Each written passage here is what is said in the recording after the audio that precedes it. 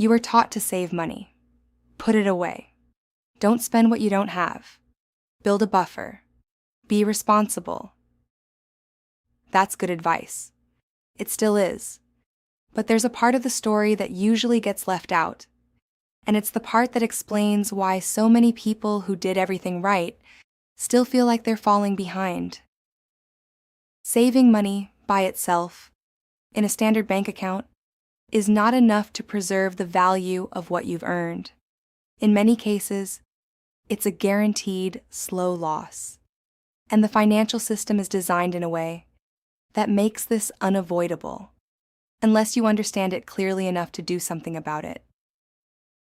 This episode is that explanation. Ready to take your first real step? Get the guide, Buying Your First Bit of Bitcoin, $15, link in the description. Let's start with what most people think saving does. You put money away. The number in your account grows, slowly with interest. But it grows. You're preserving what you've earned, building security, doing the responsible thing. That picture is accurate as far as it goes. The number does grow. But there's another number that matters more, and it's moving in the opposite direction. Purchasing power. What your savings can actually buy, not how much you have, what it's worth. If your savings account pays 2% interest per year, and inflation runs at 4% per year, you are losing 2% of your purchasing power every year. The number in your account goes up. What that number can buy goes down. Net result, you worked hard, you saved carefully, and you are still measurably poorer in real terms than you were. That's not a catastrophe. It's not a reason to panic or do something drastic, but it is something you should understand clearly, because most people don't, and not understanding it means not being able to do anything about it. Saving was genuinely the right advice, for a long time. In periods of low inflation, which most of the developed world experienced for most of the 90s and 2000s, a savings account could hold its value reasonably well. Interest rates were higher. Inflation was lower. The gap between the two was smaller. But the world has changed. Inflation has returned at levels not seen in decades. Interest rates on savings accounts, while higher than they were, still frequently lag behind inflation in real terms. The advice hasn't updated to reflect the new conditions. The habit of saving diligently continues. The erosion continues quietly alongside it. Let's make this concrete. Purchasing power is not an abstract concept. It's the actual thing that matters when you're deciding whether you're financially ahead or behind, not how many dollars you have, what those dollars can do. $10,000 in the year 2000 had the purchasing power of approximately $17,000 today. Meaning, if you saved $10,000 in 2000 and it's still sitting in the same account 25 years later, you'd need $17,000 today to buy the same things that $10,000 bought back then. If your savings grew to $12,000 over that period, which sounds like a gain of 20%, you're actually significantly behind in real terms. The number grew. The purchasing power didn't keep pace. There's a simple tool for thinking about this called the Rule of 72. Take 72 and divide it by the annual inflation rate. The result is approximately how many years it takes for inflation to cut your purchasing power in half. At 4% inflation, which is modest by historical standards, that's 72 divided by 4. 18 years. In 18 years, at 4% inflation, a savings account that doesn't grow at least as fast will have lost half its purchasing power. Half, in the time it takes a child to grow up and leave home. Right now, most savings accounts pay interest rates that are below the rate of inflation. Some are closer than they've been in years, because interest rates have risen. But even where savings rates have improved, the gap between what your account earns and what inflation takes is often still negative in real terms. The loss is silent. It doesn't show up as a deduction on your statement. It shows up as a vague feeling that things are harder than they should be for someone who's been doing everything right. Because they are. And now you know why. This isn't a malfunction, and it's not a conspiracy.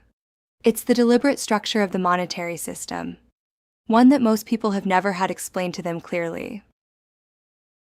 Central banks, the Federal Reserve, the Reserve Bank of Australia, the Bank of England, have explicit inflation targets, usually around 2% per year.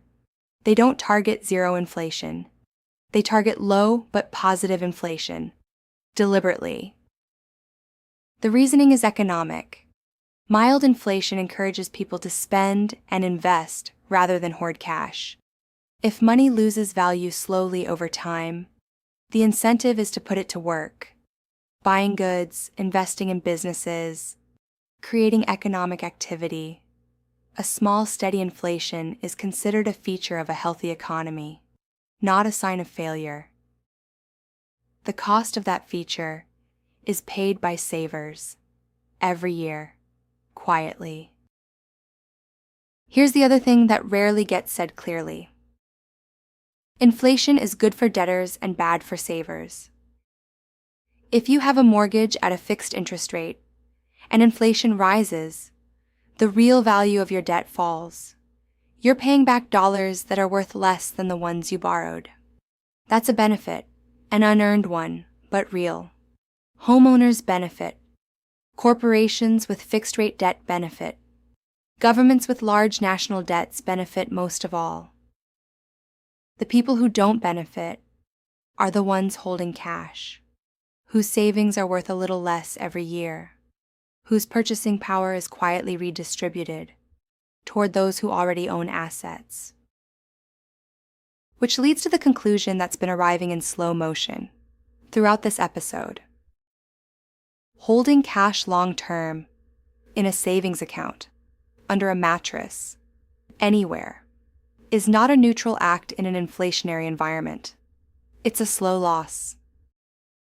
The only way to preserve the value of what you've earned over time is to own something whose value can rise, at least as fast as inflation, ideally faster.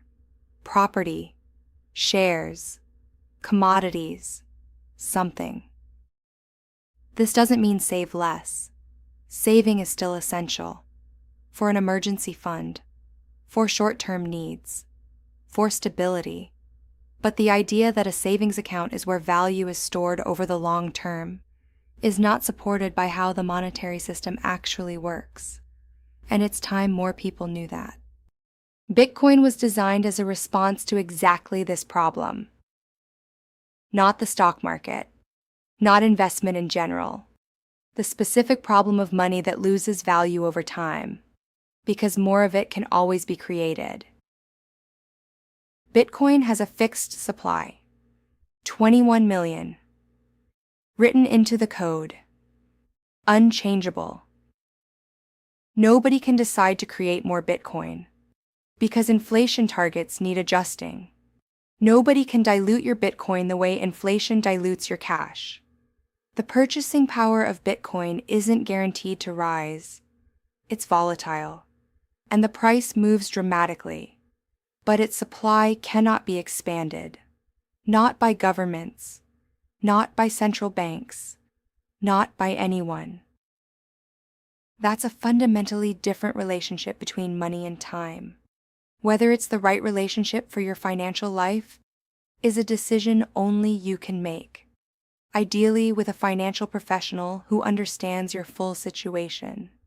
But understanding that such a relationship is possible starts with understanding what's happening to the money you already have, which you now do. Saving money is not the problem. The problem is saving money, without understanding what the monetary system does to it over time. You were taught to save. Nobody told you about purchasing power. Nobody explained the rule of 72.